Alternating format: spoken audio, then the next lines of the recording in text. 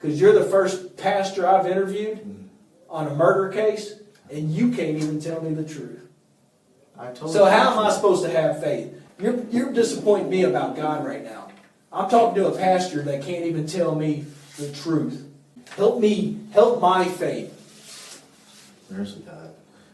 I don't know that there is. This is Sayantan Goes.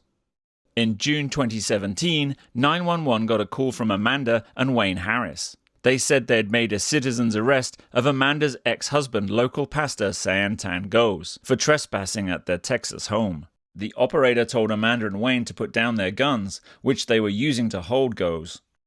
By the time police arrived at the scene, they found Wayne dead, with multiple gunshot wounds to his body. Amanda had been shot in the arm and leg, but was still alive. Amanda told investigators that Goes had escaped, shooting her and Wayne on his way out. Officers put out an APB for Goes, who was soon located in New Mexico and arrested. Detectives question him while he's awaiting extradition to Texas. And I'm going to be quiet and I'll let you tell your story. Wednesday was actually Kelsey's birthday.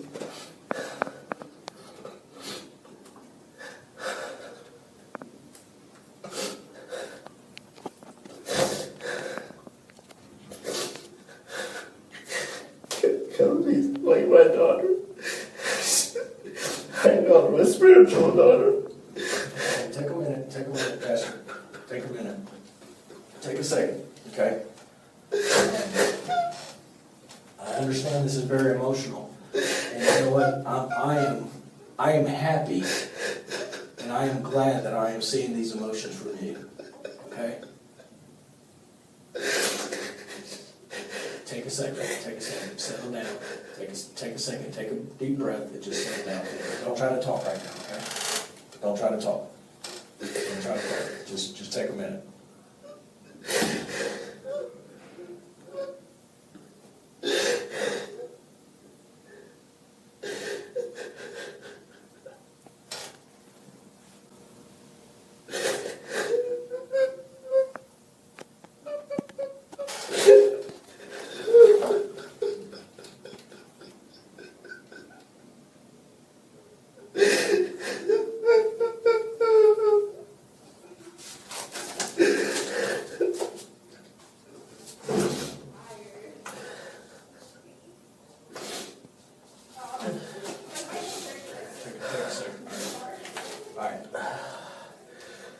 Kelsey's birthday, right? Kelsey's birthday. How old is Kelsey?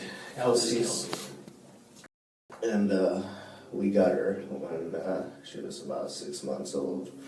Who was we? Amanda and I when we were married. Okay.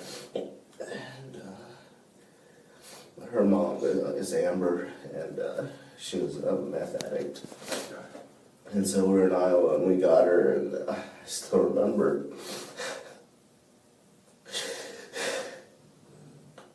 She'd come from the meth houses.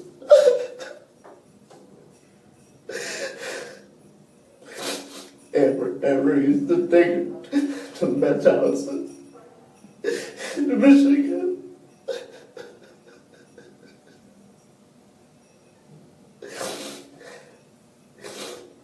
And so, like, I remember holding her 6 months old, and I was like, God, this is such a precious child. She shouldn't have been through this.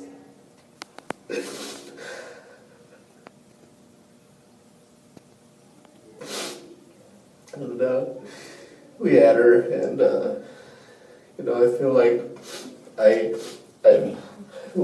neither of us knew Christ back then very well. I mean, we watched Pastor Joel Osteen on TV quite a bit, and things were good. And then I had wanted to go to med school. I was doing podiatry school in Iowa, and that wasn't working out academically.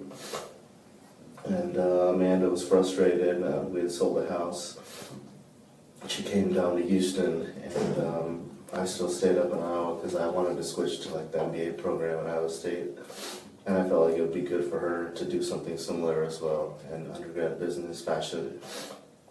And that way we'd have loan money and things like that to raise Kelsey. We were trying to find jobs, but it was not a good time in the economy. And Amanda came down to Houston, and then What year was that? that was 2000 and I think that was 2006. Okay, all right. Because I started an MBA program in 07. And, that's when she came down here, and then our custody got challenged by mainly the instigator was Kelsey's biological maternal grandmother, Joyce, Amber's mom. And Joyce and Amber had a pretty rough kind of a childhood relationship with Amanda, from what I was told by Amanda. And literally, I guess Amanda had gone up to visit, something had happened to her. Like Joyce had personally, 6 months into having Kelsey, Joyce had personally delivered a note to Amanda, this, you're being served, you have to go to court and we're gonna take Kelsey away. And so I literally was in panic mode back then. I was taking massive amounts of student loans and extra student loans that were maxed out credit cards. We had me in Iowa, Amanda in Houston, and Kelsey flying back to Michigan for Kelsey's hearings. And it continued like that for a while. And then finally I was like, I can't do this anymore physically. I started having that GI bleeding for 6 months, and then I just stopped my MBA and came to Houston. And this was in 07. So you stopped your MBA program to come to Houston? Yeah, because at that point. And then I was like, I wanted to do everything I could to protect Kelsey, because I don't want her to go back to the drug environment. Sure. And the way Amanda had positioned it was Kelsey's paternal biological grandparent, Rose Gordon, is also not good, which actually turned out not to be true. She's actually super Christian, watches TVN all the time, and now her son's been baptized, and since then I kept in touch with them. But anyway, this around 2007, the financial pressure was huge. They weren't talking, nobody was talking to each other. And then Kelsey's sister,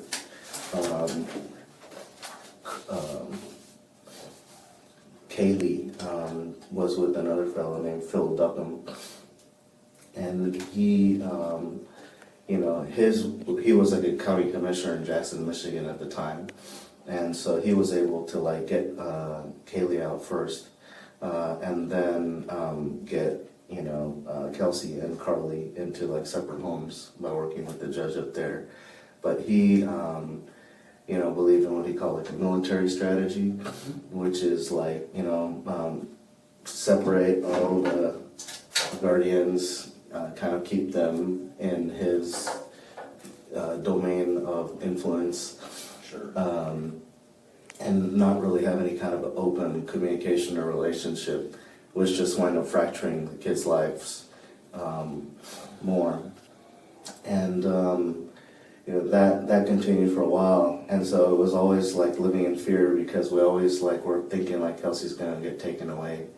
And then I started having like migraines and vomiting like for like 6 months straight after that.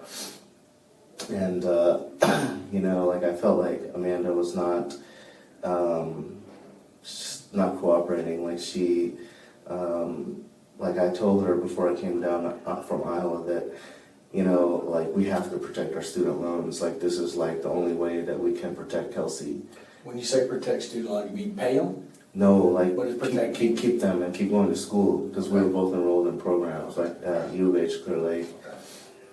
And then I saw that she wasn't, like, I guess she was just like shutting down from stress because my dad had died, and then this Kelsey thing happened, and her grandma died, and her mom got divorced, and like a third time. And, it was like massive pressure. And one day there was like just a blow up where, like she just, it was a stupid reason, but like, it was like I had found a dog, and like I wanted like us to have that dog, you know, because like my other dog got along like really nicely with that dog, and it was real cute. Like it's the only dog I see that would actually pick up Kelsey's like Bip, Passy, and you know, run around the house with the dog. And you know, like one day, like Amanda and her mom just decided to give the dog away without asking me, and so I like blew a gasket, and it was like stress. And so let's fast forward a little bit. Okay. Let's fast forward. Yeah. I know this is very important to you. It's Yeah, very important to me. Y'all ended up getting full-time custody of her, correct? She was awarded to Kelsey, was awarded to y'all, correct? Yes. Okay. Both of And y'all? so Or do initially to me, like initially both, like it was like a temporary custody, and then like after that blow up, like we separated, and I was like had to clear my head, and then like on Mother's Day 2008, like I was I think it was 2000 and it was either Mother's Day 2007 or 8. I was like at my mom's. I was back at my mom's. I was trying to like salvage what had happened, and like my friend Dr. Millen LeMay had called from Iowa, and he was like, "Look, you need to sit down for what I'm about to tell you." You know, so he sat me down and he said that Amanda had reached out to him like romantically, you know, and I prayed and like vomited all day Mother's Day, and I was like, I didn't want to divorce her, but I was like, that is like, you know, that is like a biblical grounds for divorce, you know, to go after somebody else. Sure. And so I went off to Iowa. I was brokenhearted. I still didn't want to divorce her. I still didn't want to leave Kelsey. You know, I left them with like thousands of dollars, and then about 30 days later, I was in Iowa. You know, and I was like, look, you know, if you just, you know, leave like the friends, leave these kind of friends that are encouraging you to do these things, like, you know, with other guys or party and this and that, you know, just come back to Iowa, like, you know, we'll be good. But then, like, she had found, like, one of her friends had found another friend who was, like, super promiscuous, like, was doing, like, threesomes and stuff, named Stephanie. Like, she had found her a job at Rooms to Go, and supposedly she was supposed to make, like, $90,000 a year. So I was like, okay, well, maybe God wants us to be apart, and she can make a lot of money, and I can finish my school. All right, Pastor, when did y'all get divorced? That was, like, 2008, December. December of 2008. Okay. So where were y'all living at the time you got divorced? She was in Deer Park, Pasadena, and then I was back in Iowa. Okay. And after the divorce? After the divorce, 2009 December, I finished my MBA program back in Iowa, and we were still kind of keeping in touch. And during that time of the MBA is when she got full custody.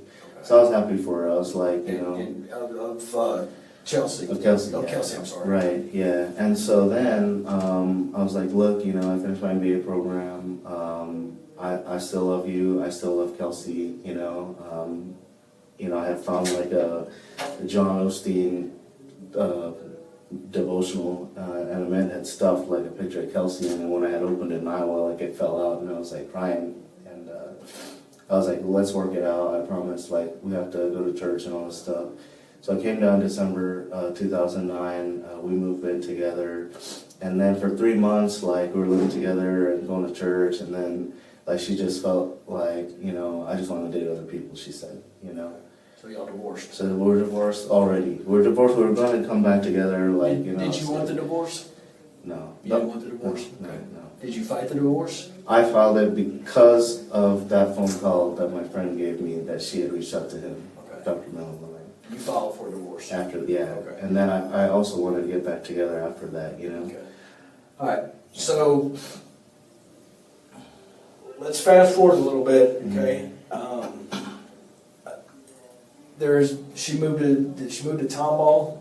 At some point, okay, so I think she started dating Wayne. I don't know when exactly, but I know that by 2012, I think they were dating, and so I was actually working at Lakewood Church with the children in the children's ministry for Veronica Montgomery, like right before that, and you know, so they know my story. Dodie Osteen used to pray for me. I used to take names of, you know, sick patients at hospitals to pray for her, like Tuesdays, I have started to feel like, there's a scripture in the Bible about like Joel 2:28, how God will give you like visions and dreams, right? So one day, like I was like a Dodie Osteen's, I still remember Dodie Osteen's blood drive, and I think it was 2012, and Joel Osteen had preached a message that pray for what you hope for. And in that interim time between like 2009 and 10, like occasionally Amanda would let me see Kelsey, We had a good time, like she would stay over at my mom's house, we'd go out for pizza, I'd take her to Lakewood and the Sacred Heart Church to go see the big statue of Christ and all that. And, but I noticed like Amanda was becoming more like on off with Kelsey. And 2012, it had been an off period, and Joel Osteen had said that, and I prayed for it, and then suddenly I just felt like a vibe, like I had closed my eyes and prayed, and I felt like Kelsey was like running away from Wayne, like in the sanctuary, like running across like the Lakewood Church sanctuary. So I was like, oh, whatever, that's like whatever, ridiculous, and Kelsey's with Wayne and Amanda. So I was in the after a sanctuary, I went to the blood drive bus, and I saw a text from Amanda. I still have the text, and it's on a phone. I saved it at my apartment. And the text said, "Are you at Lakewood? I have a notion to see you." And that was a text from Amanda. So I was like, wow, that was like crazy, Like I was just praying about Kelsey, and then she winds up being at Lakewood. I didn't even know it.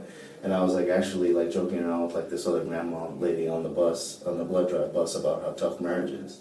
And then I saw that and I was like, wow, like that was a miracle, So I met Amanda, and then I got to see Kelsey, and it was awesome. And Amanda told me in the sanctuary, I still remember like the stage is up here, the sound booth is here, and me and Amanda are sitting here after the service together. And she's like, "Sai, I'm so sorry that I hurt you, and Wayne cheated on me, and he told me he has a sex addiction." So I'm like, okay, why don't we work it out? Like, I still love you, I still love Kelsey, like, let's work it out. She's like, "I don't know if I can do that, but I want you to be a part of Kelsey's life." Okay. So it was like literally like over. This was in 2012. 12, yeah. So 2012, and so I was like literally, like taking Kelsey to Chuck E. Cheese. Amanda had me pay for her ballet lessons, and then about like 7 days, like some switch went off in Amanda's head again, and it was, I decided to get back with Wayne, and I don't want you to be a part of Kelsey's life. So I was like devastated, because like I had this huge like attachment to this kid, and I had actually like left a post-MBA PhD admission in Iowa to be here, Right, you gave up a lot. I gave up a lot to be here. To be with her. Yeah. Before. And so then, like, I literally, like I was saying, like, we had an EAP program, and I had entered like nursing school at that point. And I was like, because I just wanted to do some kind of job where like I could be in the same town as Kelsey, just in case anything happened, just in case Amanda switched back again. And I was like thankful to God that like Mike Seegers, Kelsey's maternal grandfather, was in town. So I don't know if you met him that night, but so then like I was like waiting and to see Kelsey again, and then by then like 2013 rolled around, and I had like what I thought was like it looked like a liver tumor like in my liver, and so I had to stop nursing school and try to find a job with full-time insurance, health insurance, and the only one that came through for some reason was a job at the VA up in Iowa. And I still remember I had called Amanda about this. And I think she and Dwayne were relatively still new at that time, back together. So I still remember he picked up the phone and he said something like, "What the F, bitch?" And he called me a bitch. And he's like, "This is my woman now, and she's pregnant."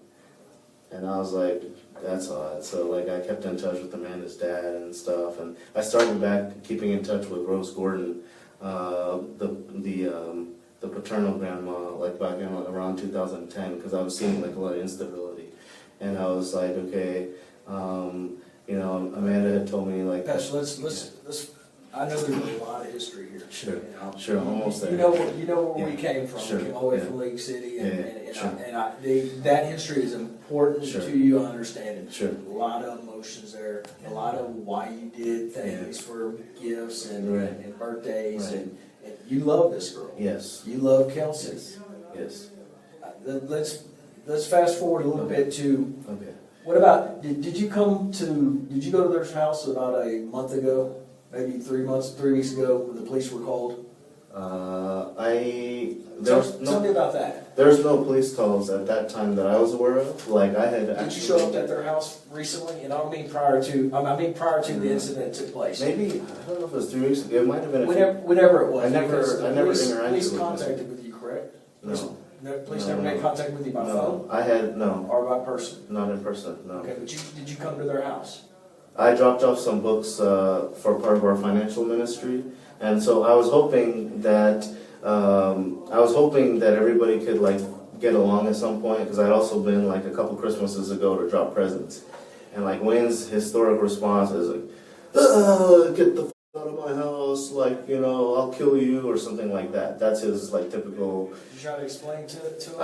I have a videotape of the Christmas interaction actually that I can share with you guys. And I had showed it to Mike and Amanda's brother, Sean, as well. And they giggled about it, and we prayed and left. But the most recent time that I visited, I did not knock on their door, I did not interact with Wayne, I did not trouble them. Did you drop by the house? I dropped by the house to drop the books, and I left, that's it. Where did you drop the books at? In the front door. Front door. Front door. Okay. And they were basically a book called Saving for Your Future. My ministry... Did you leave a note? No. No. Did you text anyone and say, "Hey, I dropped books at your door"? No, no. Did you call anyone and tell them you had? No. I had texted Mike to join like this financial movement, and like the Pope is involved with this financial movement and all that.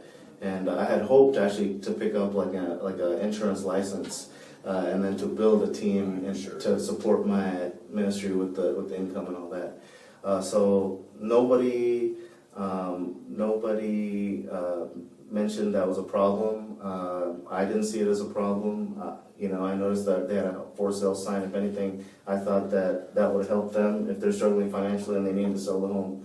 Then Let's fast forward to sure. Wednesday morning, the day of the incident. Yes, And sir. I'll call it the incident because I don't know what it is. Sure. Yeah. That morning, you woke up Wednesday morning. Start your day. Sure. So actually, I had worked late on Tuesday at the hospital. So by profession, I'm a professional ICU dialysis nurse, and so you know, people count on me to protect them and save Sure. their life, not to take it. You know, and it's a good job. It's a great job. It's actually funded like our mission trip last year, and Okay. over like 20 grand into the ministry. You know, so I'm thankful for it. But around 2, I probably woke up like around 2 in the afternoon because I was so tired from like the whole. From working the night before? Yeah, the work, Okay. yeah, and doing all these projects, you know. Okay, Like, woke up at 2. Then what yeah, happened? so then I went to a meeting regarding this financial thing. I had finally gotten my insurance licenses, and it's part of the Aegon family of companies. So it's like side income that I wanted to make and support the ministry and Sure. donate to kids and all that in India. And so it's there's Aegon, there's Transamerica, there's Merrill Lynch, and then their education and marketing arm is called World Financial Group. So this is the thing that I wanted Amanda and Wayne to look at, and also Mike and Grandma Rose as well, as helping like the entire family, and then planning for Kelsey and Carly and Kaylee, something good for their future that will come out of something bad originally, right? Where everybody was once fighting. Seems reasonable. So I finished my meeting up, and then that lasted a few hours, and then I must have run some errands, and I went to go buy Kelsey's gifts.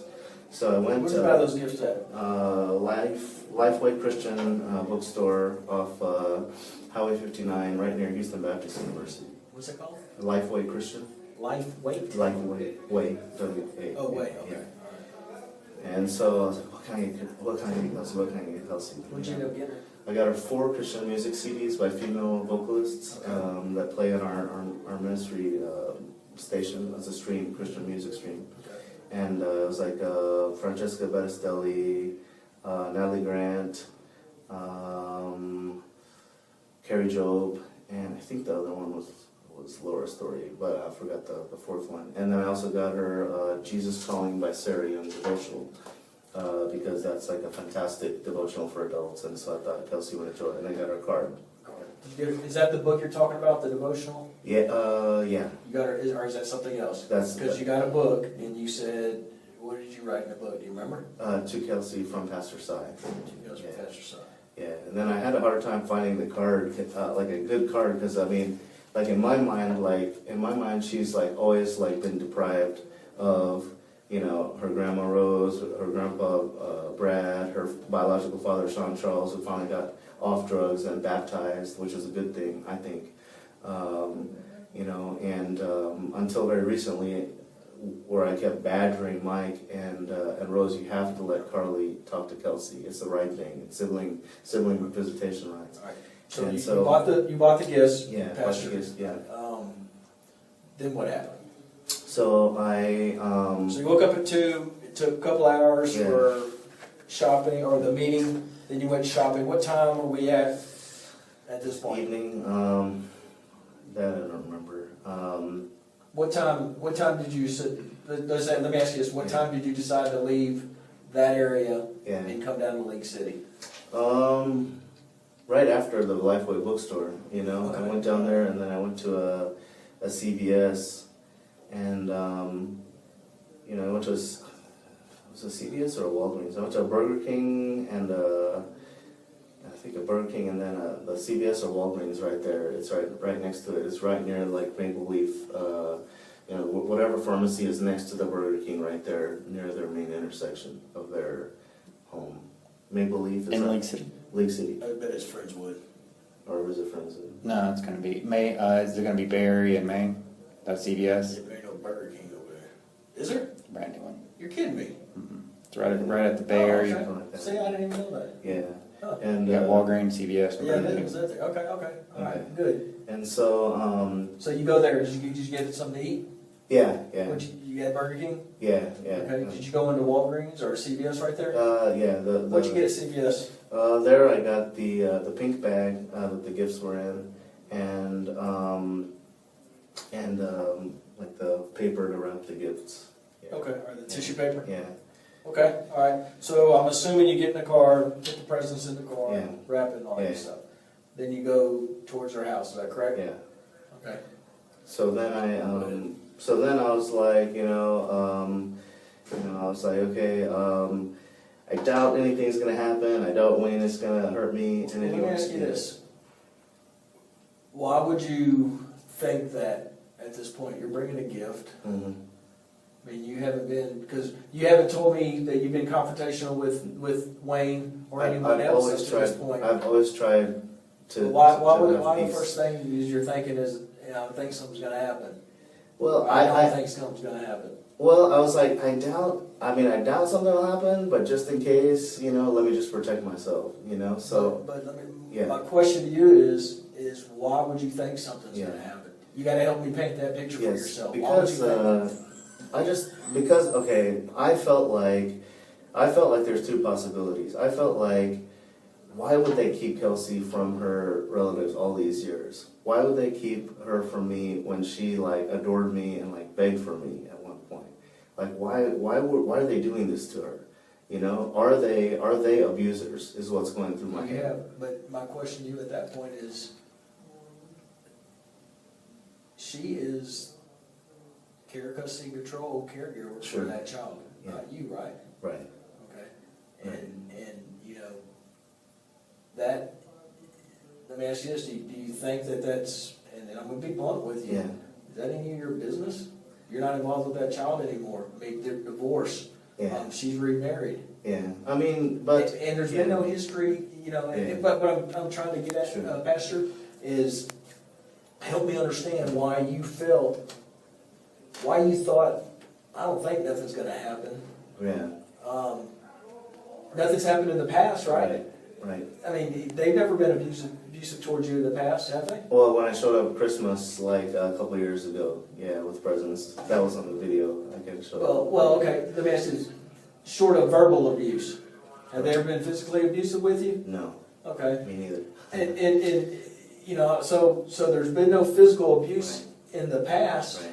to warrant you thinking something might happen. Well, you know, my thing Because is, I'll be quite honest with you. I mean, you being a pastor and a Right. God-fearing man, Right. you know how important Christmas is to people. yeah, If someone showed up my door, unannounced, uninvited, Yeah. Christmas morning, when I'm around the tree with my Yeah. kiddos, my most sacred time of the year, Yeah. because it is, yeah, I'd be upset too. And I'm not sure I wouldn't verbally go off on someone Yeah. that showed up on my door unannounced, uninvited. So I'm not saying his actions were appropriate, obviously, Yeah. but you can understand those actions, can't you? I don't think so, because I would be okay, because like if somebody had been a part of, if Kelsey were with me, like if the shoe was on the other foot, Right. and Kelsey was me, and I was raising her, and I knew that she adored Papa Mike, you know, and I might not necessarily be best buddies with Papa Mike or approve of everything, or you know, Okay. Fair enough. Fair enough. that's my, as Fair a Christian, that's my thing, that this is for the child, it's in her best interest enough. to have those relations in touch. And Thank you for helping me understand that. Yeah. Yeah. You know, because I have my way of thinking sometimes, Yeah. and God Yeah. knows it ain't always right. yeah, So help me for understanding that, okay? That helps me out a whole lot. sure. So you're driving over there and you're like, I don't think nothing's gonna Yeah. happen. Correct? Is that what Yeah. you told me earlier? I won't Yes. put words in your mouth. Yeah, Okay. but And nothing's happened in the past other than the verbal abuse Right. from when you showed up on that Christmas morning, Yeah. right? Okay. Yeah. I mean, there hadn't been no road rage incident between you and Wayne. No other incidents where he's pulled a knife on you, or anything like I that. had a few slash tires earlier in the year, like 3 in a row back to back, and I don't know who did it, but I thought he might. Maybe. We're gonna, you know, we're about fairness, so we can't say I he can't did say it, he didn't I do don't it. So, know, but but so you're heading over to the house, correct? yeah. And what is your thinking? You already said that you don't think nothing's gonna happen, Right. but if you were Yeah, about to but- say it, I cut you off. Yeah, and so, okay, so part of what's been going through my head the last few months is that this sense, it's like that Lakewood church feeling that I had, like when I was seeing like Kelsey come across the sanctuary and then boom, I had her. Like I've had this sense that like there's some harm being done to her. You know, it's like a strong feeling that somebody in Wayne's family is harming Kelsey. And I can't, aside from biblically, like I cannot justify it legally, I cannot justify it in any other way other than to say, you know, I was constantly just, you know, imploring Rose Gordon, her grandma, please, you know, please check. Please check. Now, this is important for me. Yeah. You said something earlier that might have went through my ear Yeah. real quick. I didn't understand it. You said you sent something biblically. Yeah, like I felt like, again, according to Joel Help me 2:28. understand that. Yeah, so Joel 'Cause 2:28, yeah. Let me tell you where I'm at with Yeah. my faith. Yeah, I'm trying real hard. yeah, I question it at times, Right. and I'm trying real hard. So when you use those words like Sure. biblical, and I'm trying to register what it means to me and what Yeah. it means to you. Right. You understand? I want to make Right. sure I understand you. Right. Because sometimes my sense of what biblical means Right. is not the same as Sure. Dr. Thomas or, Right. or Pastor Size. right. So when you mean by biblical, tell me what that means to you. So, I feel like I call it like Holy Spirit intuition, like Okay. knowing when something's Okay. wrong. Like one time I had gone over to check on them because I felt like this strong compulsion, something was wrong. And this was back when they lived in, Tomo, no, this was, Messina, I don't know if it was, Deer Park. it was near the Deer Park area, but I don't think it was Somewhere over somewhere there. Texas City maybe, or something like that, somewhere over there by San Jack. And I went to go check, and Amanda wasn't home, but Mike was home. And I was like, man, I just been having this feeling like something's wrong, like, are you okay? And he was like, well, actually, I was in the hospital last night. I had, you know, like a major thing happen with someone, with my stomach, you know? And so, like, these are things like, it's more like what John Osteen, Dr. John Osteen, and then Dodie Osteen teach. You know, it's, you know, kind of in line with Joel 2:28, where God will give you dreams and visions, but you'll also have like, you know, like feelings, like Joel Osteen calls it the spirit man, like something is telling you. Intuition is what a scientist would say. Gotcha. Okay, I so understand that. something is not right here, is what I'm When you said biblical, I wanted to make sure Yeah, God wasn't talking to you, telling you this. No, I don't hear voices, I don't hear, Okay. none of that, I don't, Okay. nothing like that. It's just a gut feeling, like something's not right about this Intuition, like you situation. said, is a Right. great word for it. I understand Intuition, that. right? Now, I'm gonna ask Sure. you to expound upon that. Yeah, Because intuition is, gut feeling is Yeah. important to Yeah. people. yeah. Did you have any physical evidence? Did you No. have any evidence whatsoever Just, to prove your gut feeling? no, just that Rose was telling me that, Rose actually had texted me a while back saying that, you know, Kelsey's older sister had told Carly, the middle sister, that Amanda would never let Kelsey and Carly talk again, because the biological father had gotten on the phone one day. Okay, so to me, that's like, what are you hiding? What are you doing to this kid? And you're hiding that you're going to cut off So her. you felt something was going on Yeah. at that house that was Not right. not right. So you left CPS, you're heading over there. Yeah. Let's pick up right there. Sure. What's going on? And there is some CPS history also. So that would be the background of physical Okay. evidence. Okay. Sure. Because Kelsey was, she was struck, according to her words, by a fellow named Mark that Amanda used to date. And so when I found out about that, I told my school counselor, and she's a PhD in psychology, and she called CPS. We already have a CPS history. We're well Okay. aware of that. Okay. Well Okay. aware of that. So, and I've actually like forwarded that to probably 20 judges and Gotcha, 78 gotcha, Michigan legislators, because I worry about that, you know? So you're driving Yeah. to her house Wednesday night. Do you Yeah. remember exactly what time? I don't. It was getting kind of dark. I don't remember the exact time. So No. you drive there, you go, just pick up in your words. Yeah. So then I was like, okay, let me see if if they have finally allowed Carly and Kelsey to talk again, you know, because that is like that's something I kind of send. Carly and Kelsey, who's Carly? Carly is the middle sister, Okay. who's with Rose Gordon, who's Okay, but doesn't live with them. right. No. Okay. And so. So let me ask you this, that's what your main objective is to go see if, I mean, your main, Yeah, I mean, my main objective is simply to go and drop the presents and leave. That's it. I think either the day of or the day before, I had texted Grandpa Mike and Grandma Rose, something like, what can be done on Kelsey's birthday to both protect her and give her dignity. And by that I mean restore fractured relationships, make sure the kids are talking. I was a Port Point special advocate working with CPS kids before. Sibling rights is like huge. I'm gonna redirect you. Sure. You tend to sway off of Sure. going to this house, I'm which just is, I'm just giving you background, yeah. man, Yeah. I told you when we Yeah. first started, I feel like Yeah. you're a good person. I feel like you're a good person. Okay. So I do want to understand what's important to you, and we gotta get to where we need to go. Sure. Okay, so that was my thought process. Understand. Okay, so I Appreciate it. arrived at the house, and so I've gotten a text, and it says something like from Rose that yeah, Carly and Kelsey did finally get to talk, but Sean Charles didn't get to talk to Kelsey. Okay. So the biological father. So that was, I was very happy that the So where did you get that text at? I think I was already, I may have been already there, or I pulled it up like when I got there. Okay, so Basically. when you say got there, you pull onto the street. That's my recollection. I don't remember exactly what time I looked at the text, honestly. You pulled onto the street, Yeah. correct? You remember where you parked? I parked at the house where I normally park. It's just like, the house like right next door, I believe. Or in between the house next door and the other house, because there was like 2 cars in the driveway and a for sale sign and all that. And so They live in a kind of semi-cul-de-sac. so I can't like park in the round part. Yeah. Okay, so you park. Yeah. Go from there. Okay, so I was like, I feel like, I have my clergy badge on, like, I feel like I'm gonna go minister to these people, I'm gonna say hello to Wayne, I'm gonna bring peace. I'm gonna bring peace, because they must be in a peaceful mood if they let Carly and Kelsey talk. That's my thought, is that surely they're not gonna see any harm, I'm just bringing Christian CDs and a biblical devotion, that's it, okay?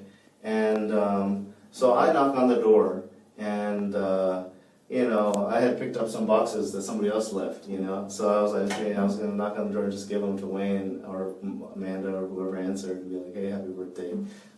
This is for me and my ministry, and I would love to talk to you guys about, the financial ministry books that I left too. That was my agenda, right? So I rang the doorbell. Let me reverse you real quick. When you parked, how long did you stay in the car?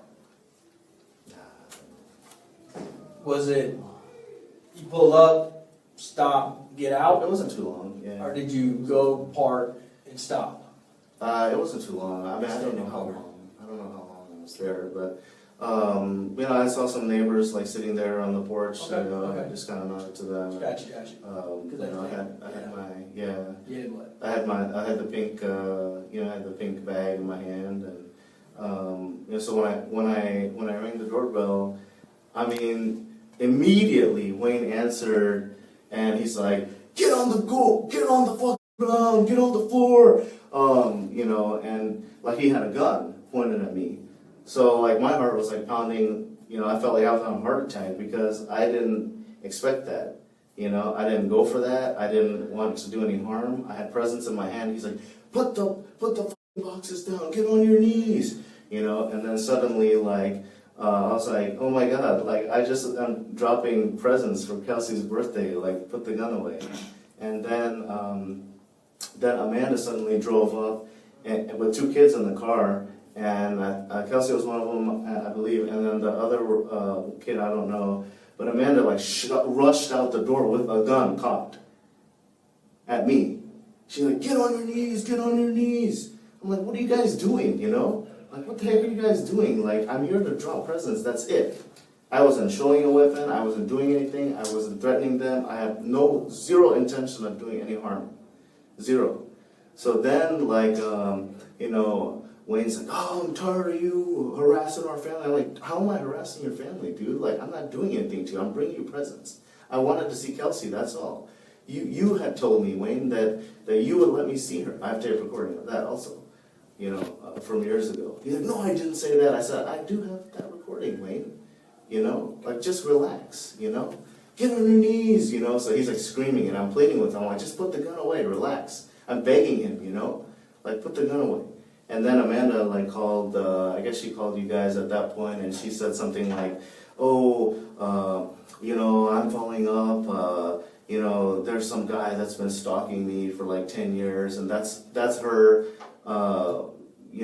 prototype story, damsel in distress thing where she thinks like I'm like obsessed with her or something like that. I have no interest in Amanda.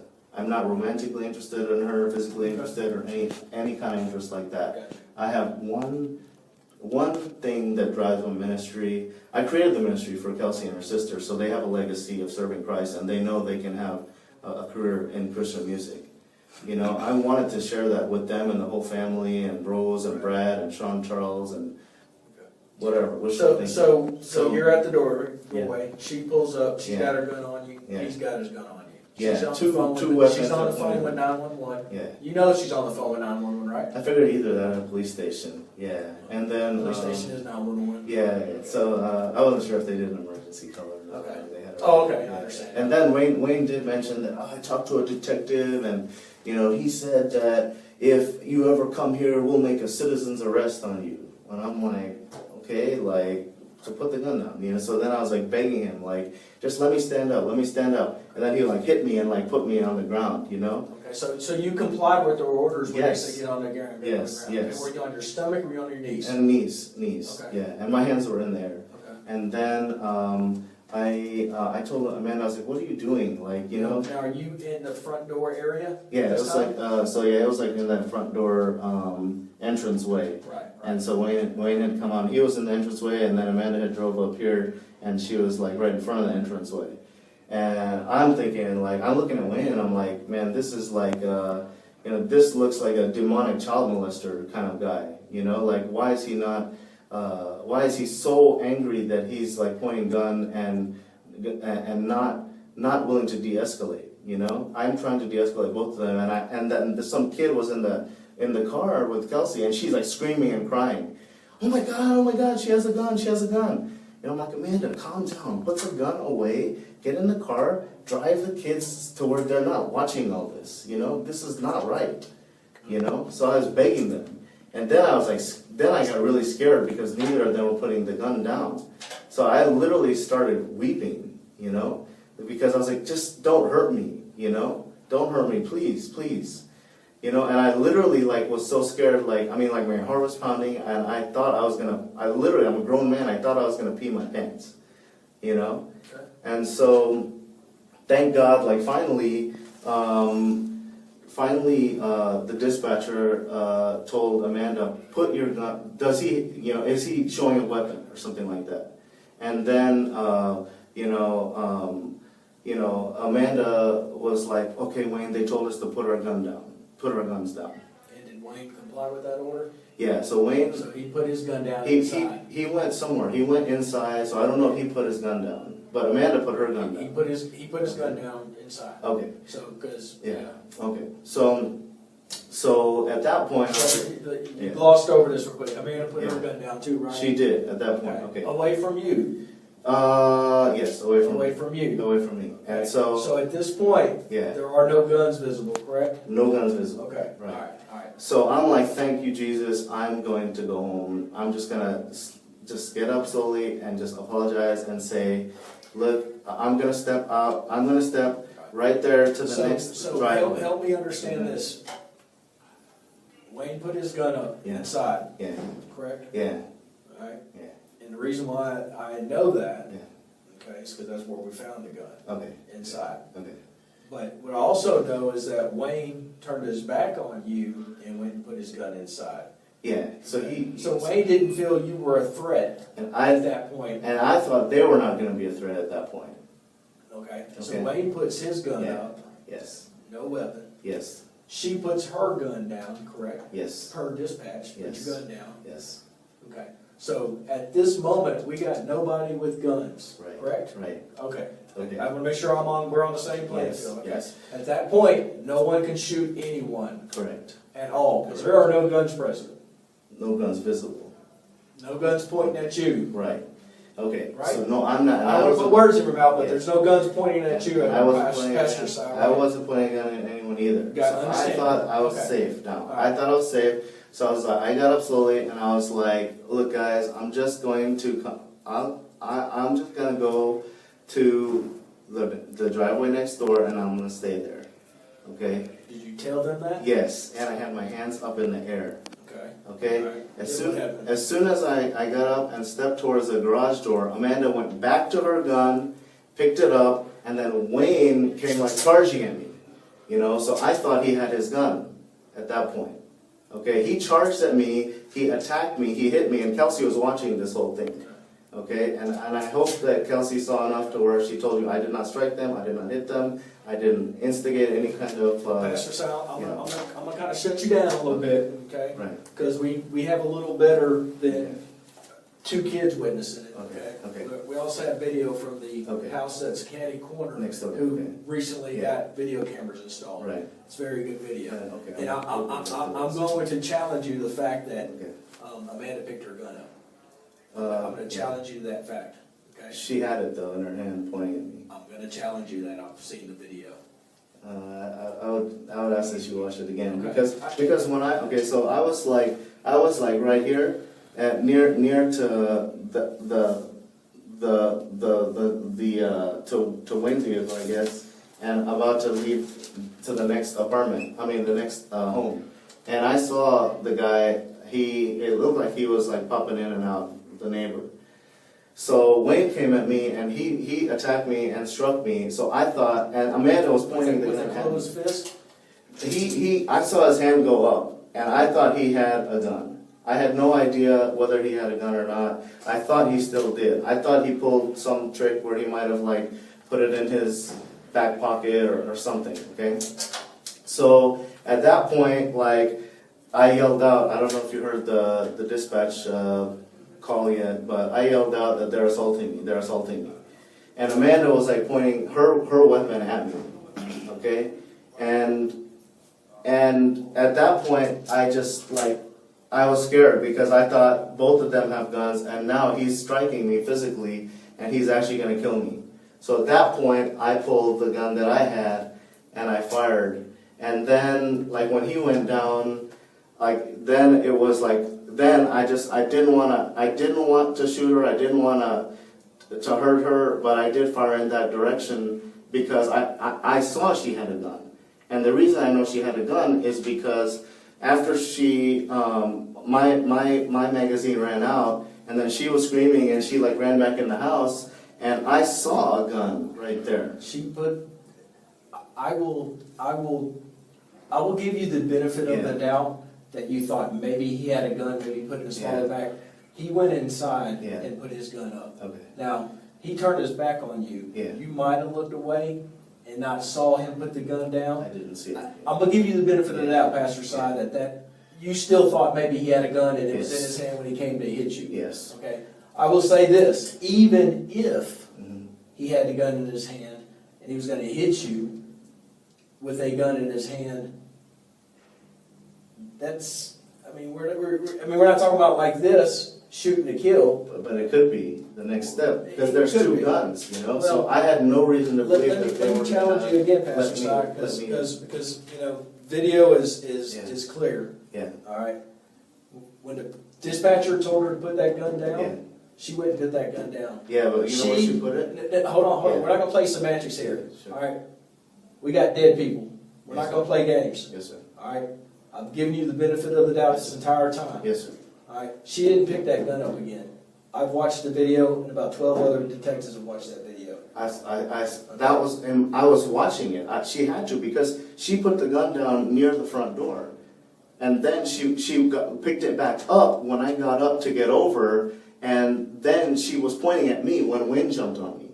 And then after all that, she must have dropped the gun. I thought in my mind that when I fired at her, she may have ricocheted or just dropped it and ran.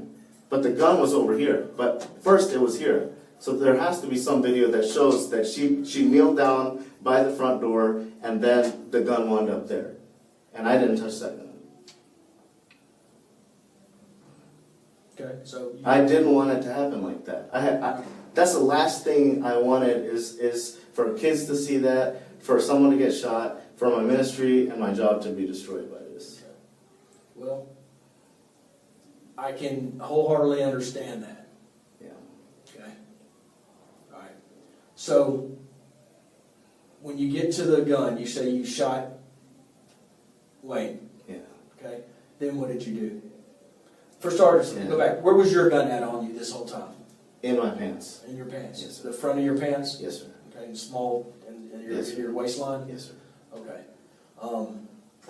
So when you went to get up, okay, and they tried to detain you, make a citizen's arrest, which they have a legal right to do. You're on their property. Okay. All right. State of Texas gives you the authority to do that. Okay. All right. So when you get up, you use the term attacked you. Okay. And if you felt that way, that's the term you should have used. Yeah. All right. He came like this, you said, to swing. You felt he had a gun in his hand. Yes, sir. Okay. Can I tell you? He did not have a gun in his hand. Okay? Okay. The gun that he originally had was placed inside where we found it, right inside the doorway. Okay. He did not have a gun in his hand. All right. So you shot him. How many times? I don't know. I just pressed the trigger, and then it was just like it was panic mode. Okay. You know. So you shot him. Then Amanda did what? I saw her with the gun in her hand, you know, and so I fired in that direction, and then she was like screaming, and then And then I was like, oh my God, like my heart was pounding. And then all I remember was seeing her run in the house. And then I was like, oh my God, you know, like everything in my heart wanted to like just tell the kids, hey, I'm so sorry you saw this. It's okay now, it's done. But then I was thinking, okay, do the neighbors have guns? Does she have another gun in the home? Is she going to come out with? Are there going to be cops that showed up because they think Well, something's all you worry about is she had another gun in the home, she had a gun in her hand. Because, you know, I don't know how many guns they had. You know, Yeah, but she had, what if one, she came had out- one in her hand, and according to you, Yeah. I saw that she had another gun in her hand. Yes, sir. So why would you be concerned about her going and getting another gun? That doesn't make any sense to me. Well, I mean, because I didn't realize that she had dropped a gun until I looked around afterward, and then I saw that her gun is next to the car that Kelsey was in. Okay. So I saw that, and then I was like, okay, there's no reason to shoot anymore. Let me leave, you know, because I wanted to stay. That was what my heart was telling me to do. Just stay, talk to cops, talk to everybody. But the way that things went down, where she was constantly telling on the phone, this guy's stalking me, this guy's stalking me, and then I'm thinking like all the news, you know, I'm a colored man and nothing against you guys, but I mean, you know, this looks a bad situation. You know, they're already built up. They think that stalkers at the door. They hear gunshots. They hear her screaming. And I'm a colored guy, and I can have my hands up, and I'm still afraid I'm gonna get shot. You know. So what I did was I didn't even get to say bye to Kelsey. I just drove, and then my mind was like racing just a million miles an hour. Hold on a second. We got a lot of reverse in.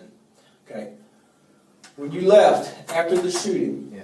you're leaving out a lot of stuff. Leaving out a lot of stuff. And what you're leaving is you left, stopped, turned back around, and went back.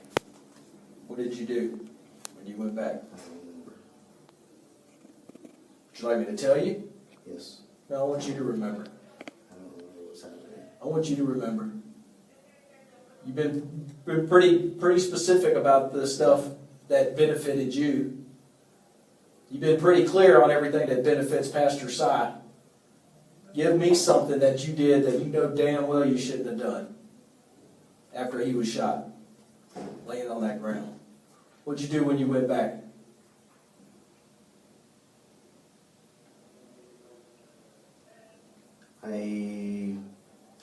I think I shot at the door. I might have shot at the door. You didn't shoot at the door, Pastor. You know what you did. I'm not sure. Okay. I told you I ain't gonna yell at you, I ain't gonna scream at you. I'm not gonna do that because that ain't my style. Sure. Alright, but I don't like being lied to. Alright, I don't like being told, for about an hour now, everything that is good in your life, why you do everything good, and for the pastor, and for the ministry, and for everything. That's all admirable. Alright? Yes, sir. It's all very, very, very honorary. Okay? But now it's time to start talking about some of the things Pastor Si did that night that Pastor Si knows is not godly. I'm All willing right? to. You didn't go shoot at that door. All right? Don't sit here and lie to me, because I hadn't sat here and lied to you either. I don't remember. I don't.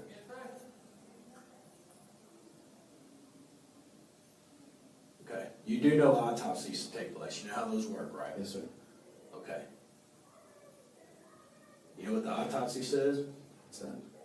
You went right back to him, which is on video, Hmm. again. Not gonna lie to you. You're gonna see the video. Okay. You're gonna see the video. You know you're charged with murder, right? You know that. Yes, sir. All right, there's a reason why you're charged with murder. There's a reason why you're not charged or we just would have said, hey, come talk to us, we want to investigate you for this. There's a reason why we didn't give you the benefit of the doubt thinking it was self-defense. All right. Once you're a smart guy. You got a master's degree, right? Yes, sir. Pretty smart dude. Okay? This investigation turned real quick away from self-defense.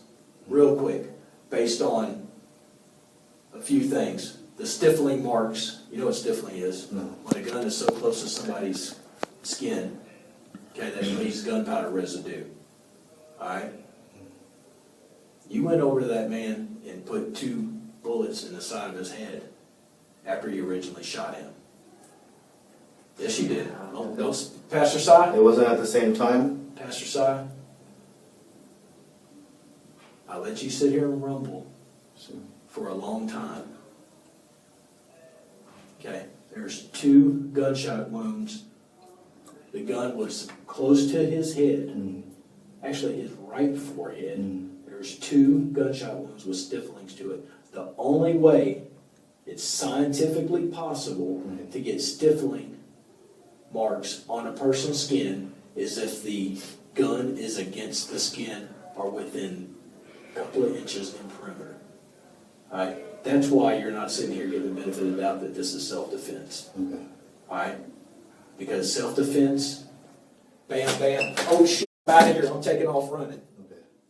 Calling the police, calling 911. Hey, these motherfuckers just pulled guns on me. I had to shoot to get away. That's self-defense. Run into a neighbor's banging on the door, call the police, call the police. That's self-defense. You know what self-defense isn't?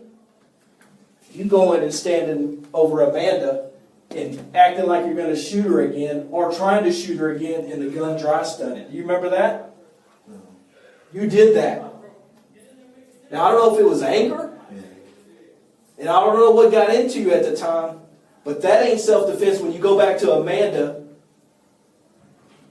and try to kill her and step over her like a piece of meat like you did that's on video and do this, and your gun is out of bullets. You know why your gun's out of bullets? Because you shot 10 times at Wayne. That's why this ain't self-defense. Do you remember going back, stepping over Amanda and pointing the gun right in her face? Because she sure does. You know she's not dead. Do you know she's not dead? Yeah, because I started running in the house. Okay. Well, she could have died running into the house. Did you know she's not dead? Yes, sir. Okay. So the video says it. The video shows it. And you did it. You stood right over her. Bam, bam. Realized your gun was empty.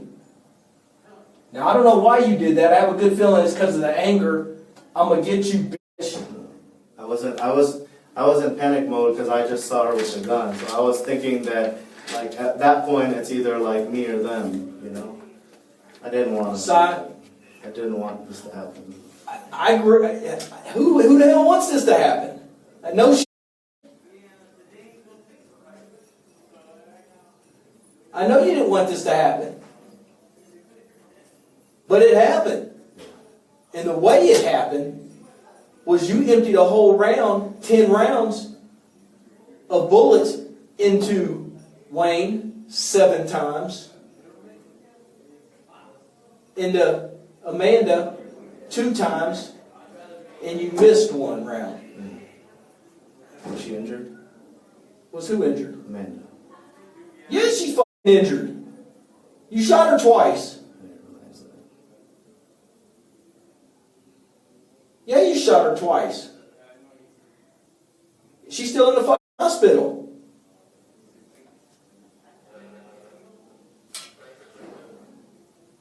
So I can sit here and buy that you didn't want this to happen. Yes, sir. I get that. But I can also think Pastor Si knew this was going to happen. Because Pastor Si loaded himself up with his gun and went to the front door with a gun anticipating this to happen. Because you know what? Regardless if they had guns at you, regardless if they were pointing guns at you, if you didn't have a gun, none of this shit would have happened. If you didn't show up to her house, uninvited, let me add, none of this would have happened. Is that correct? Yes, sir.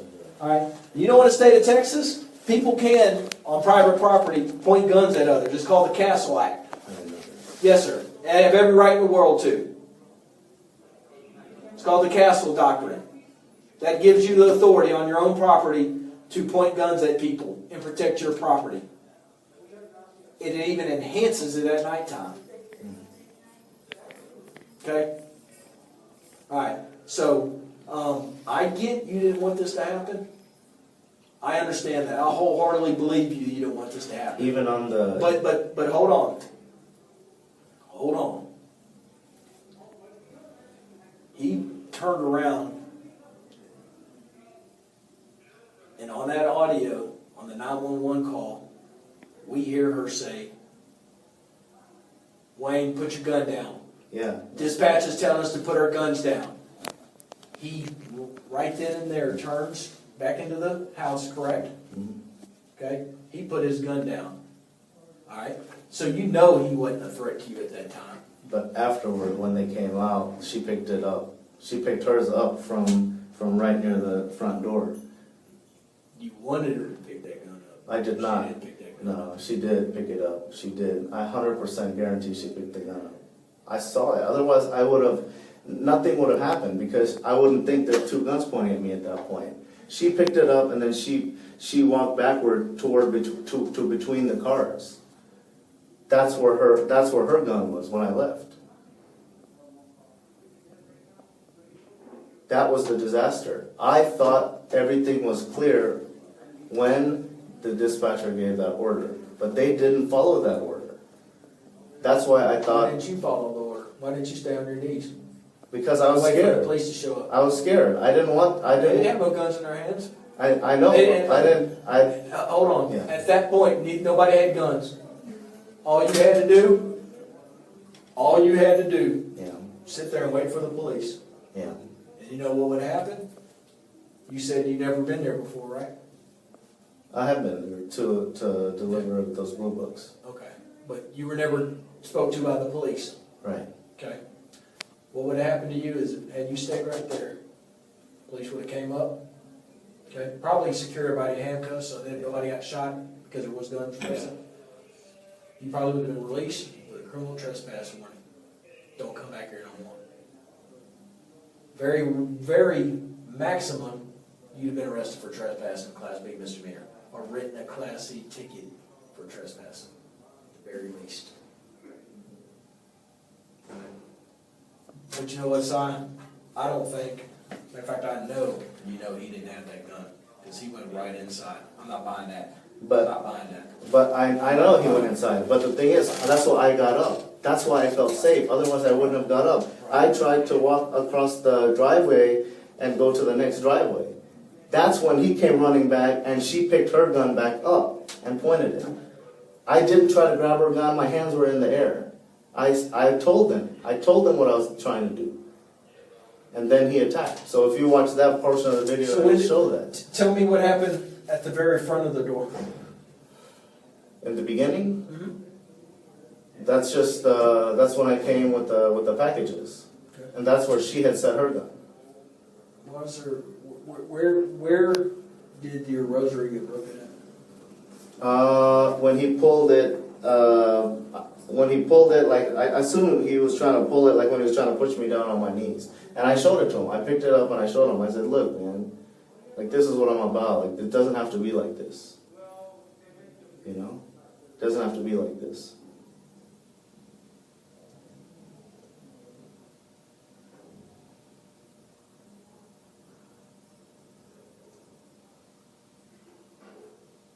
Explain to me the stiffling to the skin, explain to me the 2 point blank close to the head wounds that do not indicate self-defense to me. Explain that to me. Scientifically explain that. I can't explain it, son. The only thing that was happening in my mind was like he, you know, he was on me and I was just like firing, you know. I had no idea. After that, like I just remember like falling backward and like pointing toward Amanda, and then I don't know, like when things finally slowed down in my mind was when she was like at the door. I didn't even think she was shot. I didn't want to shoot her. You shot her twice. If you didn't want to shoot her, you wouldn't point a gun at her. All I can say, I was in fight or flight mode, you know. I think just having two guns at me for that long and two people on two sides, just, was too much. So where's the gun at right now? It's in the car, impounded. What else is in the car? What were you wearing that night? The pants, Those your pants with all the blood on them? yes. How'd all the blood get on them? There must have been, I noticed that first when I drove off and stopped at the gas station, like I noticed like there was blood all over me, so I figured that like when I What was... gas station did you stop at? It was on the way to, I was trying to get to California. I was thinking, okay, you know, if I, yeah, So it wasn't a League City gas station? no. Okay, alright. We'll worry about all that later. Alright, so the gun's in the car, which we already knew. Yes. We got search warrant in the car. Pants are in the car. Alright. It's pretty drenched with blood. Yeah. Whose blood is that? As soon as I was like shaking, like when I saw that in the gas station. Like, I knew it was Wayne's blood. It had to be Wayne's blood. Because he was the only one that was close to me, like when I was fighting. I thought maybe Amanda had hit me, but I checked like my body. Amanda didn't shoot. That gun didn't shoot, brother. That gun didn't shoot. You know why I didn't shoot? Why? She didn't pick it back up when she put it on the ground. It was there. It was in her hand. I remember her pointing at me. She had it like, she had her phone in one hand and then she was like pointing at me. You know? Because that's what she was doing when Wayne was coming towards me. That's all I could see. Is that there's a gun there and then he has a gun and he's coming at me. He don't have a gun. I didn't know. He didn't have a gun. I didn't know.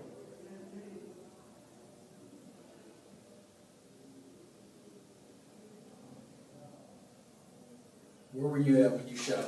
Let's see if you remember that. Where were you at when you first shot? Were you still in the walkway in front of the house? No. Where were you at? That was when after I had crossed over the driveway, into the driveway area near his car. And I was like Were backing you up. in between cars? I think I was in front of both cars. And I was like backing away. Garage side of cars. Yeah, so I was backing away from him and that's when he jumped on me. You know. So how did you get from the... Okay, I'm a horrible artist. All right. This is the garage, okay? First garage, second garage. All right, that's the walkway into the house. This is front door, okay? Front door. This is the walkway to the driveway. And this is the driveway. Do that. All right, you got a car there, car here. Is that fair enough? Mm-hmm. Okay. So this is where all the initial stuff was. This is when you were on your knees, right? Mm-hmm. Okay. Amanda's here. Is that accurate when she first has her gun pointed at you? Yeah, in the beginning, I think she may have come onto the grass. Okay, because there's landscaping and all right here. Maybe. Where's Wayne at this point? Is he right here? In the beginning? Yes. Yeah, Okay. so like I'm like in this corner here, and then here's the door, and then he's like right on Okay, top so of he it. goes back inside. You remember that? Turns his back on you. Starts to walk back into the house real quick. That's after she had put her gun down, like over here, and then I started to come across this way with my hands up real slow. I was like, look, let me just go over here, Okay, where did she put her gun down? You said. somewhere over here. Well, why would she put her gun by you? Well, I mean, it wasn't by me. That's her, I thought. No. This is you. This is her initially. Oh, okay. And this is the drive. This is the landscape and rocks from the front yard to the driveway. Remember all those landscaping rocks? The big pavers. Anyway, that's what they were, big pavers under. So front door's here, you're here. She pulls up, she's here, cars are here, or she could be here in Okay. front of the car. I think that's more like that. Okay. Yeah. But why would she put the gun closer to you if she's right here or right here? Well, wouldn't she put the gun over here in the front yard or on the car right here? putting it right there doesn't make any sense. I don't think even an unexperienced person, if they feel you're a threat, would put that gun between you and her. Well, that's what I was trying to tell her, is I'm not a threat. So I came across this way. I don't know exactly where her gun was. I just know that she set it down in front of her. And then I know that it wound up here. It wound up in between the cars? I saw a black gun down here when I left. Okay, all right. That's where we collected it. Okay. So that's why I'm saying I'm 100% positive she picked it back up. As soon as I walked back over here and I told her, then Wayne came back out and she picked it up, and then she came over here, and then Wayne came at me, and then he attacked me over here. Okay. And that's where his body was found. Yeah. So I was backing away from him.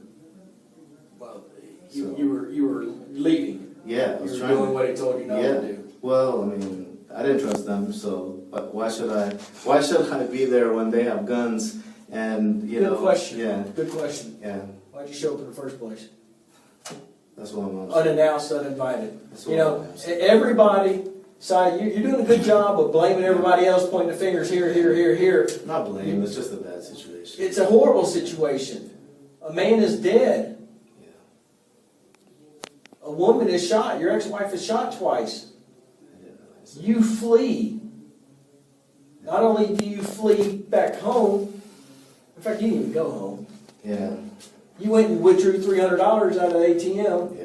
northwest side of Houston, and went to San Antonio. I was trying to get to California. I thought that if I could somehow, like, my uncle is like sound-minded and he's a businessman, and I thought if I can get to California and explain to him, he can get me an attorney and we'll be okay.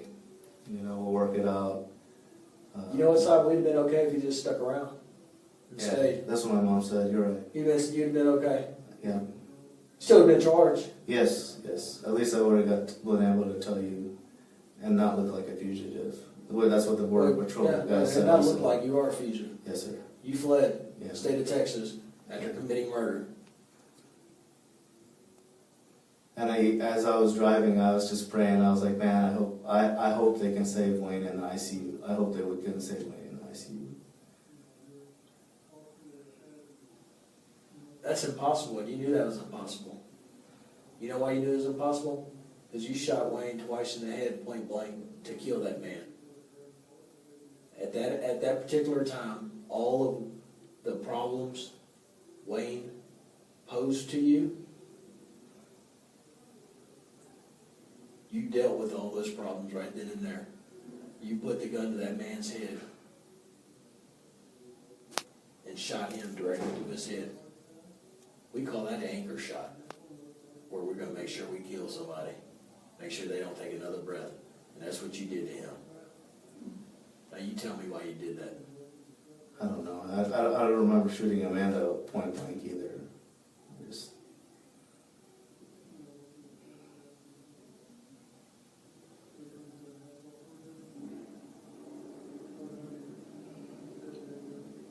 I'm just sorry. You seem to not remember a lot of stuff that's convenient for Pastor Sai not to remember. Just those two. I mean, I take the No, blame. no. I mean, I take the blame for shooting. You know, I should. It would have been better if I didn't go. Yeah, it'd have been much better if you went, you didn't strap yourself down with a .40 caliber weapon with 10 rounds in it, anticipating something happening.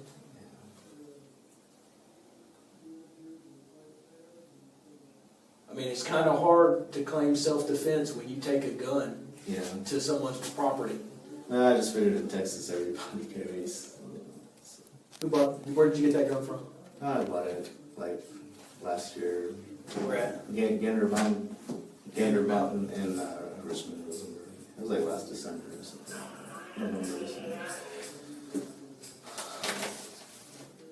So explain to me how you feel Detective Aldridge is supposed to believe that you shot this man 8 times and you felt that that was in self-defense. Let me ask you this, Pastor. You're a smart guy. You got your education's better than mine. Your education's better than his. Okay? Mm-hmm. You're a smart man, smart human being. You think 12 people on that jury's going to believe that? It's fight or flight. I mean, No, fight or flight is bam, bam, I'm getting the fuck out of here. That's fight or flight, Pastor Si. Come on. that's if you have one person on you. When you have two, like something, I'm not a trained soldier or a police officer. It was like panic mode. I had two people had been pointing guns at me. Exactly. You hit the nail on the head. Had been. And still was. That's why the gun was over here. That's why Amanda was pointing at me. Amanda was pointing at me again. That's why I felt my life was in danger, because she picked the gun back up. So I thought he picked the gun back up. So yes, I could have stayed here, but I didn't trust them. I didn't trust them. I didn't do anything when I came to their home to warrant them even having a gun You pulled. brought a gun. But I didn't show it. Hold I on. didn't flee. How am I supposed to argue for you when you bring a gun? I walk my dog with a gun at nighttime around the apartment complex. It's your apartment complex. It's in Richmond.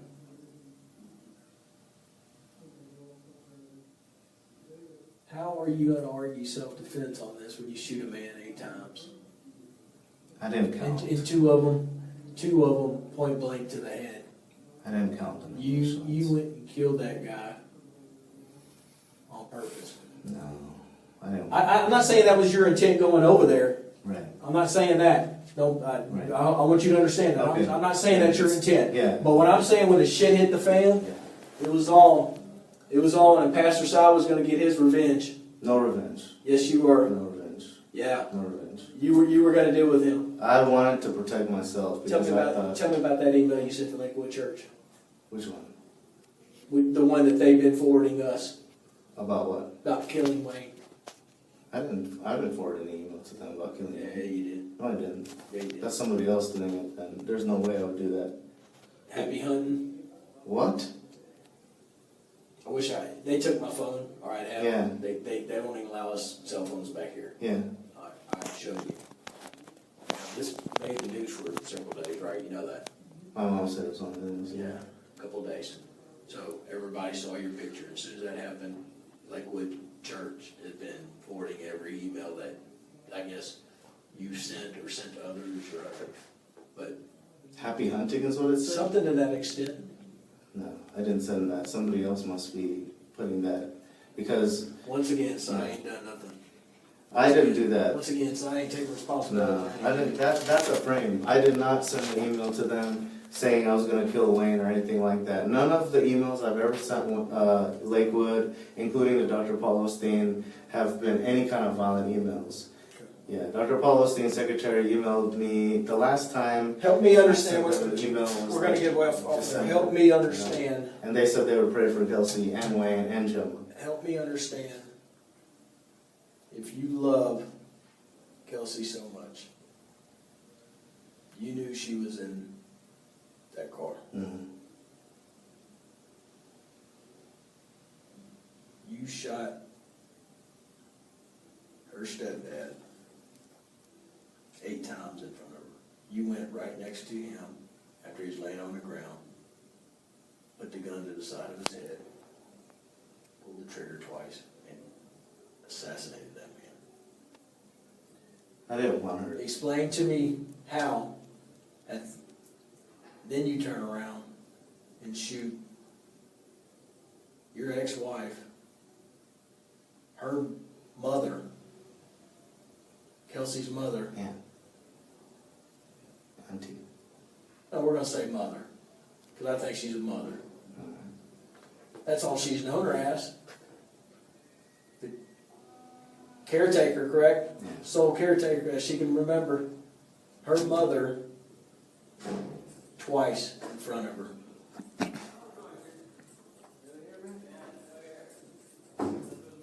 You got mad and you got pissed off. And I ain't saying he didn't swing at you. Yeah. I ain't saying that. I am saying I think you're lying to me. You know he swung at you. No doubt about it. I'm gonna call bullshit on you thinking he had a gun on you. I'm calling bullshit on that. I wouldn't have He shot. turned, he turned and went Before, in the house. but he came back. I know he came back. Yeah. I'm saying you saw him put that gun down. I didn't see him put the gun out. I didn't see the gun go onto any surface. Well, he turned his back on you, right? Yeah. He turned his back on you.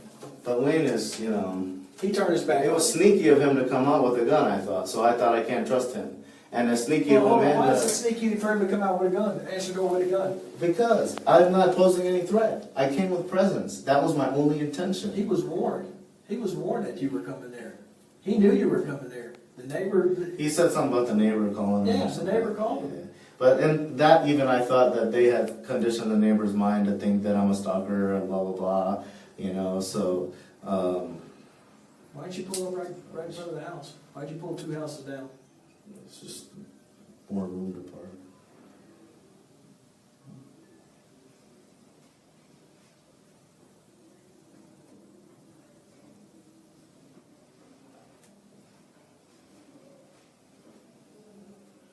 Is Kelsey okay? I haven't talked to her. I know as of yesterday, she ain't stopped crying. I know she's going to be traumatized for a long time. Yeah. I know she thought her mom was dead. And the effect that that's going to have on her and seeing everything she did. She witnessed a fucking murder.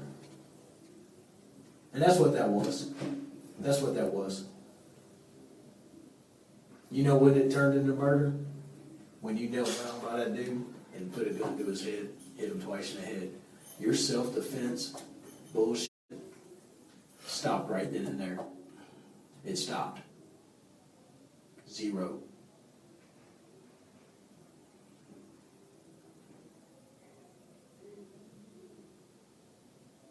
I told you from the get-go, I wasn't gonna lie to you. Yeah.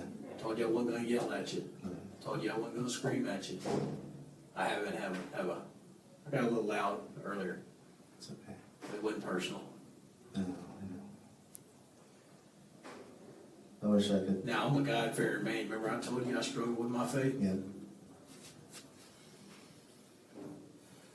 I believe right now, Wednesday night, that there was a purpose behind this. No. No, not on your part. God puts people in people's lives through tragic situations. Yeah. Okay? I've been struggling with my faith for a long time now. Yeah. And when I say struggle, I mean I don't know if I believe. Mm-hmm. Now let me ask you this. You believe in God? Yes.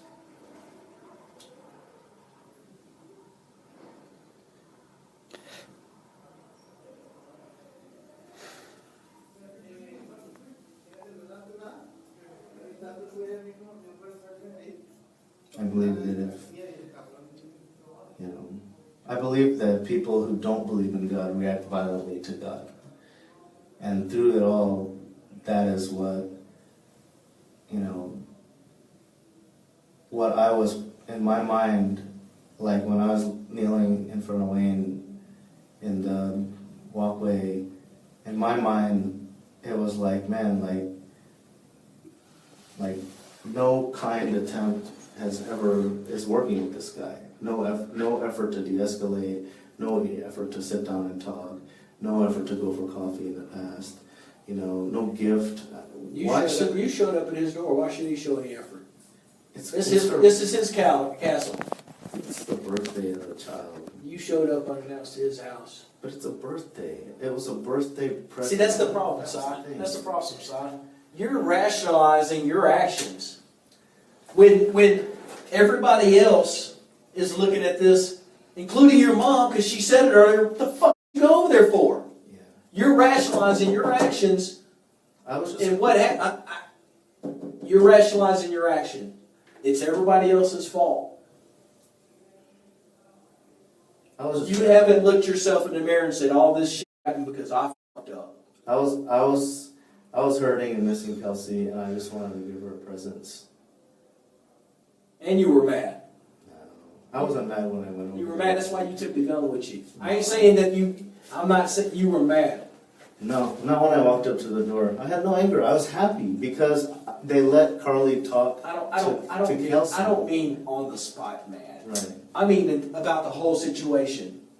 I mean, starting first day with Amanda, you having to quit your school, her giving up on her education, divorcing you, wanting to have sex with another guy, your friend. That pissed the hell off out of me. And I think all at that time, right then and there, when you were on your knees, sitting on your knees, you knew you had that gun right there. You knew that gun was in the small of your back. And you knew at that moment, as soon as I get opportunity, both of these motherfuckers are dead. I didn't want that to happen. But it did.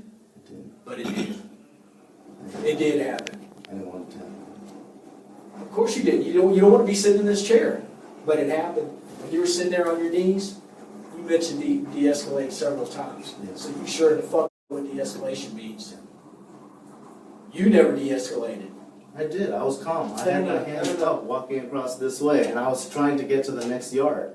I had no problem waiting for the cops at that point. You never, ever, one time, once you could have stopped shooting, de-escalated. At that point, I mean... That's the problem. That's the problem. You never at one time stopped shooting when you could have de-escalated. You never. I went through them options already with you. You didn't go bang on a neighbor's door. You didn't run to the car and call 911. Hey, get out of here. Hurry up, hurry up. Everything you did after you put 8 rounds into Wayne and 2 into your ex-wife indicated to me, and it's going to indicate to 12 people, that this was not self-defense. Because self-defense, you know what it looks like? 1, 2, possibly 3 rounds, I'm hauling the hell out of here. On top of that, had you stayed, there was an off-duty officer coming to that scene that got there before everybody. You could have made a Ray Jester statement to him. Yeah. This is what happened, this is what happened, this is what happened, oh shit. Call the ambulance, let's save these people. Yeah. You didn't do any of that. But you know what you did? You wouldn't put that gun to Wayne's head twice. And I'm going to say it, you blew his head off. Because that's what you did. Then, on your way out, you went over to Amanda. You stepped over her like a piece of meat. And you tried to shoot her in her face. Yes, you did. Yes, you did. I don't remember. All I remember was shooting at her. Okay. Let me show you. Let me tell you what the video shows, and what she says after she got out of about an 8-hour surgery. That you stepped right over, put the gun at her, and shot twice, and there was no bullets in it because you unloaded on him 8 times and her twice. And your rounds only carry 10. And any school I go to, 8 and 2 is 10, so you were out of rounds. Now, how am I supposed to sit here and believe, with you doing that type of stuff, that this is self-defense? Because I didn't want it to happen. That doesn't make it self-defense. Shit, I want to be poor, but I'm poor.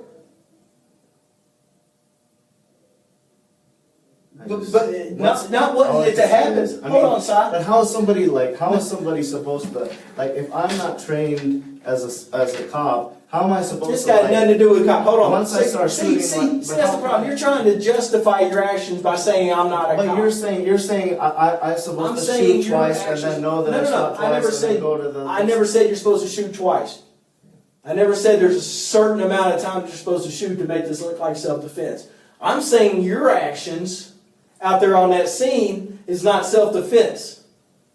How? Because as soon as you could have de-escalated the situation, someone that feels like they're using deadly force in a self-defense case immediately de-escalates, goes to a different direction and does something different than what you did. Okay? They don't go and put 2 bullet holes in his head, and then they don't step over their ex-wife and try to shoot her twice to the face.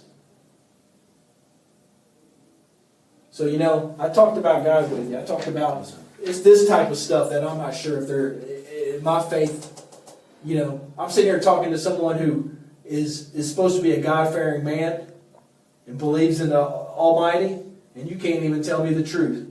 I didn't remember shooting Amanda. I don't remember. You can't even tell me the truth. And this is the type of stuff that I've dealt with for 25 years that makes me believe there ain't no God. You know why? You know why? Because you're the first pastor I've interviewed on a murder case, and you can't even tell me the truth. So how am I supposed to have faith? You're disappointing me now. How can I remember every single thing that happened when guns are You know where Clear Creek Community Church is? Guns are going. Do you know where Clear Creek Community Church is? No. You know where Clear Creek Community Church is? It's a pretty big church.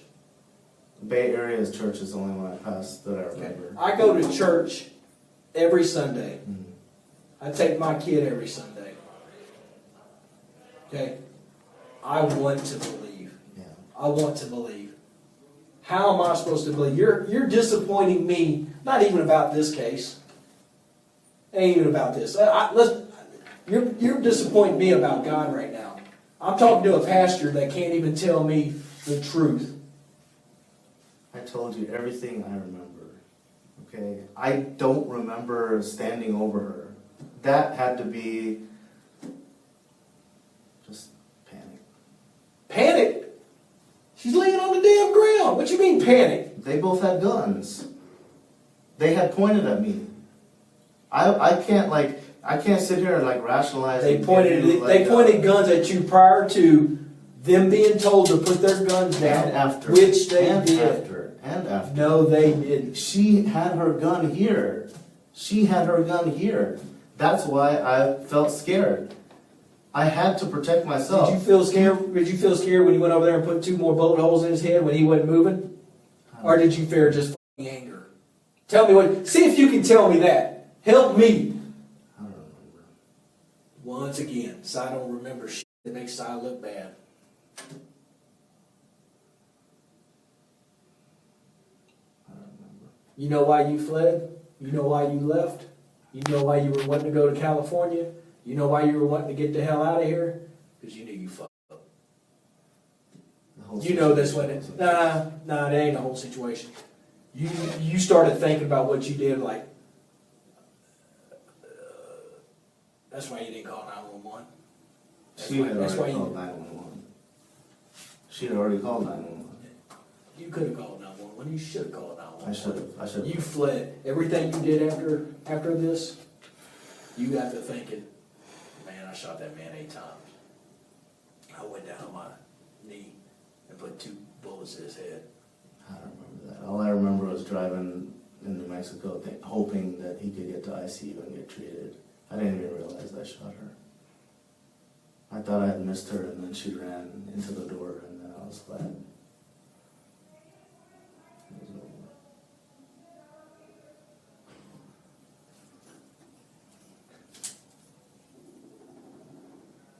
So right there is where she was laying, and when you stepped over her, you know why? Because this house right here is where all the video is. And it clearly shows you doing that. It also clearly shows you going right over here, kneeling down and putting 2 bullets in his head.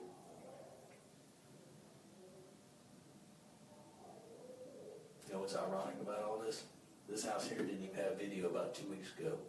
The only reason it's got video is because kids keep paintballing his house. He's trying to figure out who the hell that is. She was right here, Pastor, when you stepped over her, did that, and it's on video. So help me believe that there's a God.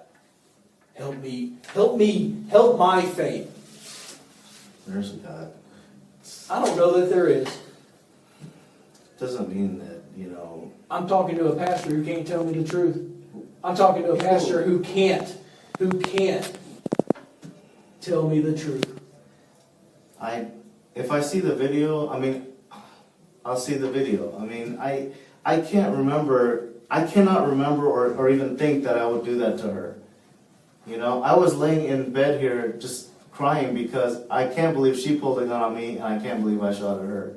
This was my ex-wife. This is someone I loved a long time, and someone I had three bands on my hand, engine radio bands from the Christian radio station. For years during nursing school, always God protect my ex-wife, always protect Kelsey, and always protect me. I kept those on, even after divorce, well after divorce. And in about 10 minutes, about 10 minutes, you took every one of those and shredded them because you didn't give a shit about Chelsea No. when you took that gun out and you started doing what you did. I didn't want her to be there. I didn't Well, want she her to was, see it. and you know she was there. So if you cared that much about Chelsea, I care about my own life too. I knew that two people were pointing guns at me, and that I was scared. and you know that dispatch told them to put them down, and they put them down. And they picked them back up. No, they didn't. Yes, they did. That's why the gun was over here. You said the gun was over. Wayne didn't pick them up. Wayne didn't pick his up. Okay? You didn't know. He came back out at me. That's how he got No, here. no. If he had stayed here and let me go away, then He went in there, put his gun down like he was told to by dispatch, and then came back out to make sure you weren't going to leave because he wanted you arrested for trespassing, which he has every right in the world. And I that you don't explained to seem them. to understand. okay, I accept that. I didn't know that, but I accepted it even after they said the cops were coming. I told Amanda, I'm gonna step right over here. I didn't run, I didn't do nothing. I just walked this way, hands up, and said, look, let me just step over here away from you guys. That's a de-escalation. I didn't want to be around all those guns and all this rubbish. Okay. Well, I'll tell you what, son. I'm trying to wrap my head around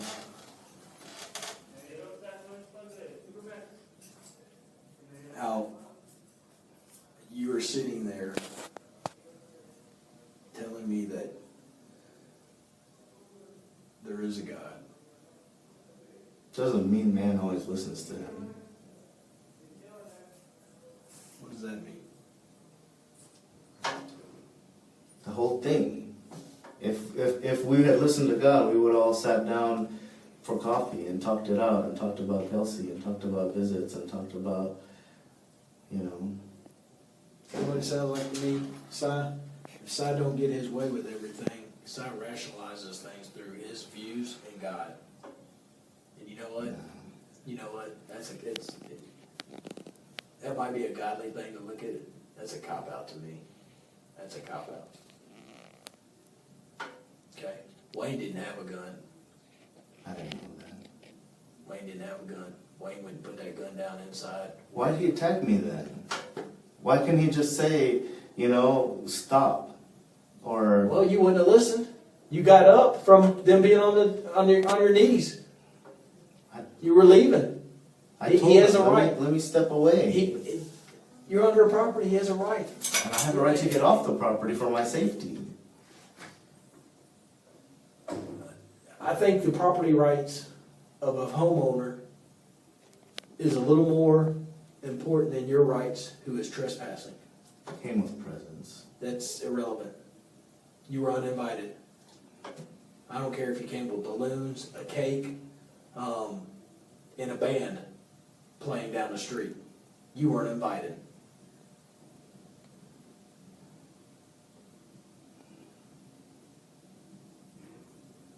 Please apologize to Amanda on my behalf.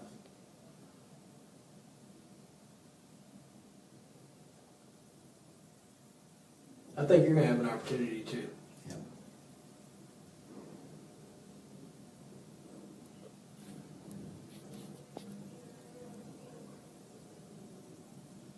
Now, I'm about to leave.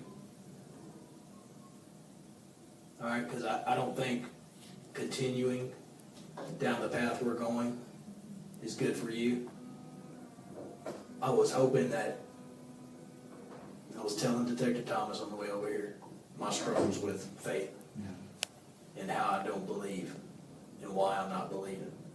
And I was hoping, and I meant it when I said I think God puts people's past through tragedies, and I was hoping to get something out of this.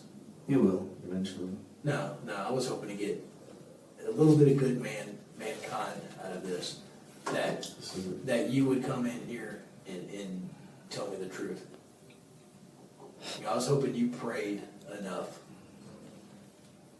I was hoping you would prayed enough on it that you could at least say, yeah, I mean,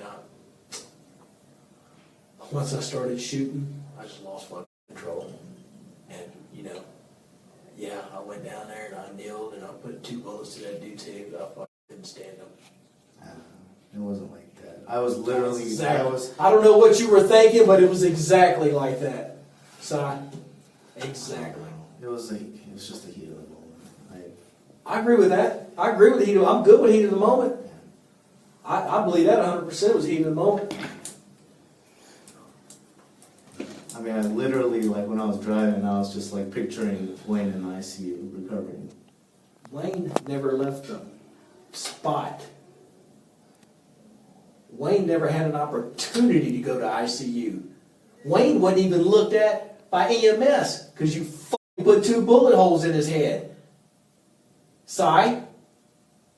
So when you sit there and tell me that you're driving, you're praying Wayne's in ICU, you put 2 .40 caliber bullet holes straight to the man's forehead. How the hell do you think he's going to get in ICU? Wayne didn't move from the fucking concrete he was laying on until the body car came and picked his ass up.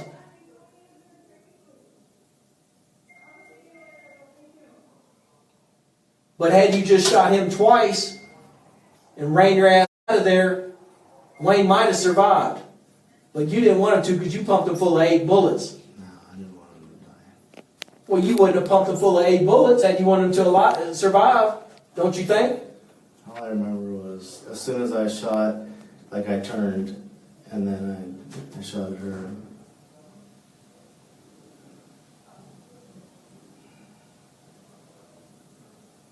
Alright. Is there anything else you want to add? If you could please check if anyone in Wayne's family has done harm to Kelsey. That's all. The CPS issue. I just want to make sure that no one has harmed her, and that no one's going to harm her wherever she winds up. No, I'm not going to do that for you. You can't even sit here and tell me the fucking truth about what happened. You're wanting me to go check on Chelsea for you. It's not for me, it's for her. I'm not going to do that for you, Si. I just want her to have a normal life with her sisters. I'm not going to do that for you, Si.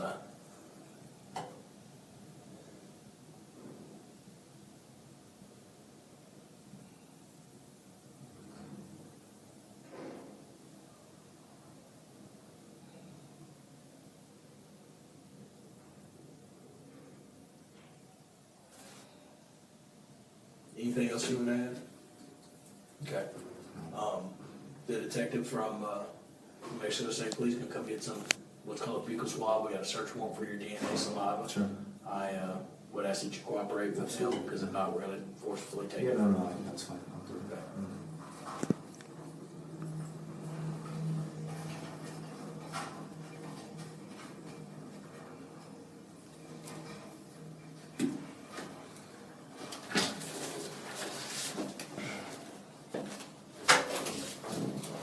Please take DNA samples from Sayantan ghosts. Do you have any questions of me? What happens next? You're going to be extradited back to Galveston County on the murder charge. You can fight extradition, waive extradition. I'm sure you're probably. I waived her. I already told you that. I already waived it. Okay. So I could. Then you'll go back to Galveston County. Your bond's already set at $150,000. And then, just figure out what you want to do from here on out. Do you know when I'll be extradited? I don't run any of that, buddy. Okay. I'm not really sure. I would hate to give you bad information, but I'm not sure. That's okay. We're gonna leave. It's right at 6 o'clock, 5:55.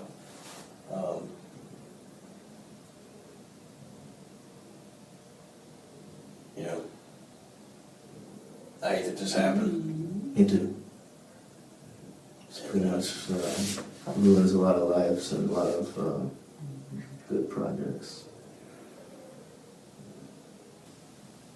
And you understand, you never at one time after this, any of your actions were consistent with someone that shot for self-defense. None of your actions.